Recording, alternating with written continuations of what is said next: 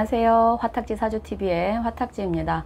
오늘은 도화살이 운에서 들어올 때 어떤 작용을 하는지에 대해서 살펴보도록 하겠습니다. 요즘 젊으신 분들 사이에 도화니, 홍염이니, 화개니, 소위 말하는 이성에게 인기 있는 살에 대한 관심이 엄청나더라고요.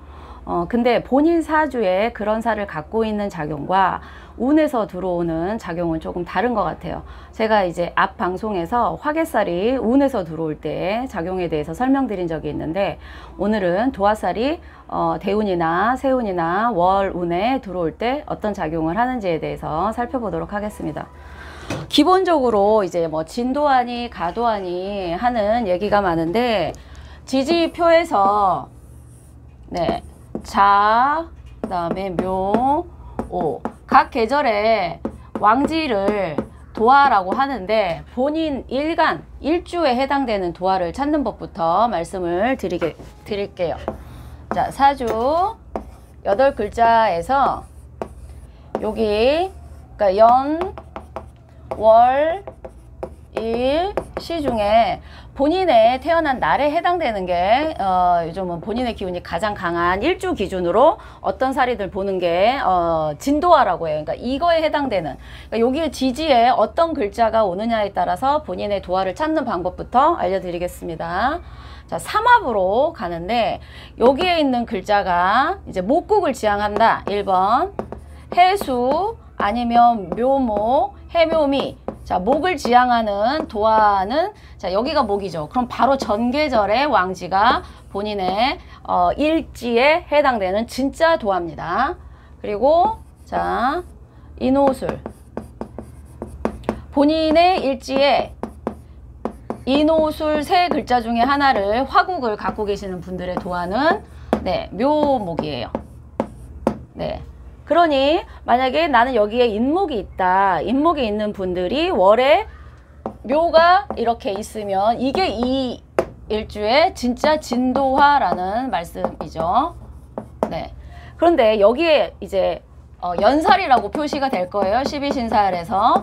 연살이 만약에 여기에 있는 경우는 뭐냐, 여기나, 그러면은 이거는 이제 다 표시해요. 연 기준으로, 연지 기준으로 연살이 있을 수도 있어요. 그러니까 어떤 분은 인호술에 인목이 여기 있으면 묘가 본인의 진짜 일지에 해당되는 도화지만, 이분이 여기에 해수가 있어요. 그러면은 자수가 만약에 여기 있다. 이런 경우에도 연살이라고 표시되는데, 이거는 연지 기준의 도화라고 생각하시면 돼요. 자, 그리고 사, 유, 축. 자, 금국으로 향하는 도화는 오화입니다. 그러니까 본인의 일지에 이 세 개 중에 하나를 놓고 계신 분들의 도화는 오화인 거죠. 그리고 신자, 진, 수국의 도화는 유금이에요. 본인들의 일지를 체크하시고 본인들의 진짜 도화를 머릿속에 두시면 돼요.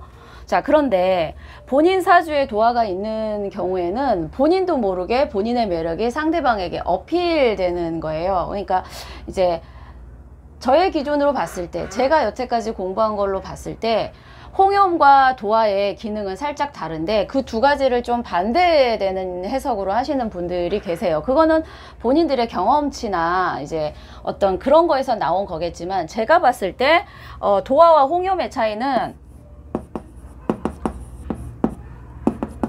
물론 본인의 일간의 특징과 기본적인 성격적인 측면이 조금 적극성이 있는 성격이냐 없는 사람이냐에 따라서 다르겠지만, 제가 봤을 때 도화는 본인이 굳이 뭔가를 피력하지 않아도 이거는 약간 이제 수동적, 나는 그냥 했는데 사람들이 나를 좋아해 주더라, 나의 매력에 끌려서 오더라, 이런 기능이 조금 강하다고 생각해요, 저는 도화가. 근데 홍염은 내가 어떻게 행동을 하느냐에 따라서 내가 마음을 먹었을 때 상대방에게 그런 행동을 하는, 약간 이거는 이제 능동적이라고 저는 보고 있어요.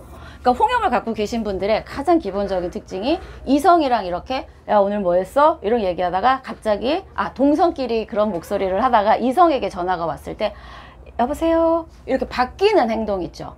그리고 이제 본인이 누군가에게 어필하고 싶을 때 이제 눈웃음을 치거나, 본인이 의식해서 나 지금 여러 사람에게 이뻐 보여야 돼 할 때 그 눈웃음이 나오는 게 홍염살의 특징 같아요. 그러니까 홍염살의 대표적인 연예인이 손예진 씨인데, 제가 손예진 씨 인터뷰하는 장면을 봤어요. 그러니까 걸어 나오는 장면부터 걸어 나올 때 조용히 이렇게 나오시다가 기자들이 있고 누군가 인터뷰를 할 때 갑자기 이렇게 눈꼬리를 탁 올리시면서 이렇게 홍염의 그 특징이 나오더라고. 거기서 이제 딱 이렇게 웃는 거. 근데 도화는 본인이 뭐 자수든 묘든 오든 유든 그냥 본인은 본인의 행동을 하는데, 만약에 어떤 사람이 오화의 도화를 갖고 있는 여기 사유축 이분 중에 한 분이 자기의 어떤 사주에 오화를 갖고 있다. 이분의 행동이 오화의 그 불꽃의 에너지의 그 파급 효과 때문에 사람들이 그 사람을 추종하거나 좋아하거나 그 에너지를, 예, 그 사람이 품어내는 에너지를 좋아하는 거지, 이 사람이 내가 이 도화를 쓰겠어 이런 것 같지는 않아요. 어디까지나 사주라는 거는 그 사람 개인마다 다르고, 제가 뭐 이렇다고 해서 반드시 홍염이 꼭 그렇다는 건 아니지만, 전반적으로 제가 사주 상담을 통해서 봤을 때 도화보다는 내가 정말 저 사람을 홀리겠어 하는 작정을 들어갔을 때 성공률이 더 좋은 거는 홍염살인 것 같아요. 네, 이건 저 개인적인 생각입니다.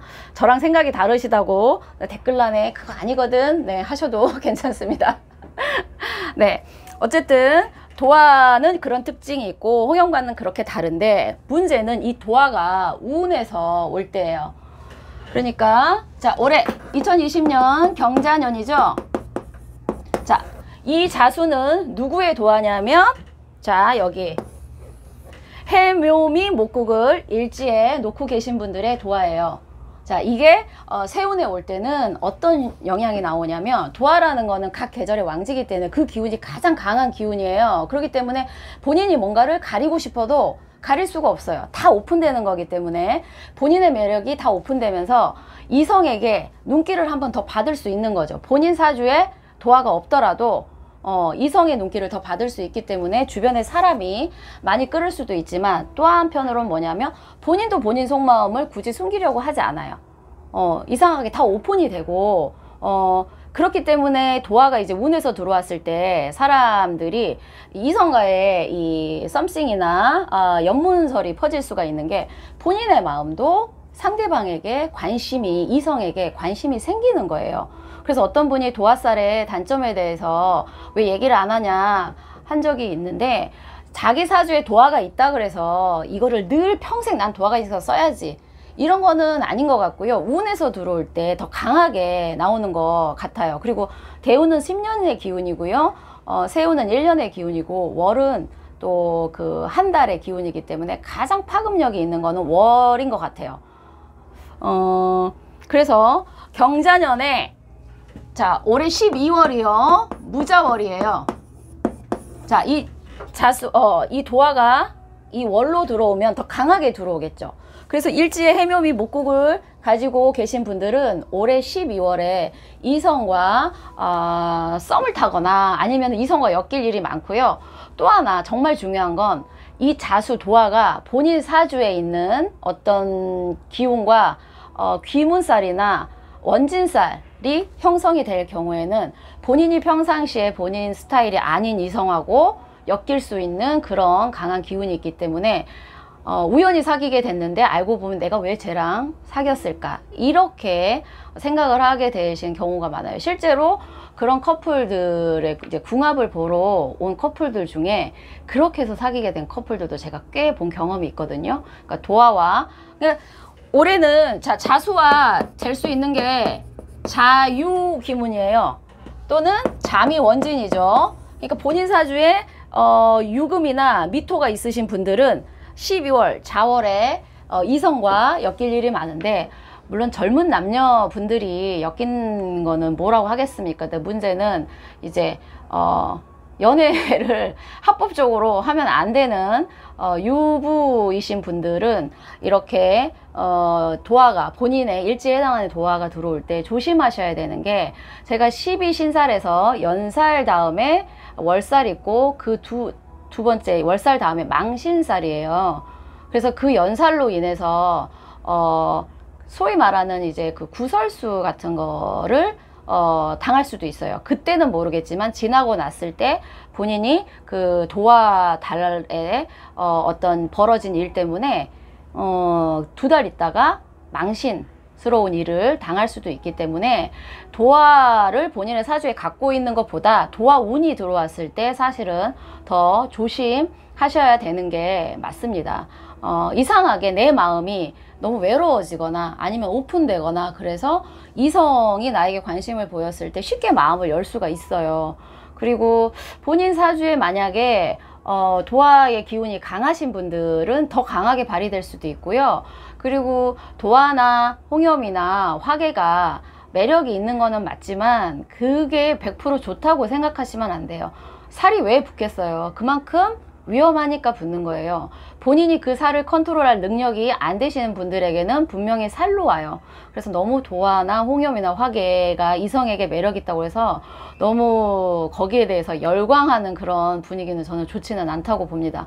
물론 이제 본인이 여러 사람들 앞에서 본인의 인기를 먹고 살아야 되는 직업을 가지신 분들에게는 도화는 정말 좋은 건 맞지만 인기 있다는 게 반드시 좋은 것만은 아니잖아요. 또 피곤함이 또 있을 수 있고 행동에 있어서 조심하지 않으면 구설수가 따를 수 있는 살이기 때문에 본인의 일지에 해당되는 이게 연도로나 그 다음에 월에 언제 들어오는지를 잘 캐치를 하셨다가 그때는 내가 평상시에 원하지 않았던 내 스타일이 아니거나 괜히 엮여서 안 되는 사람과의 그런 일은 안 일어나도록 미리 좀 조심을 하시면 명리를 그런 데다가 사용하는 거는 정말 긍정적인 방향입니다.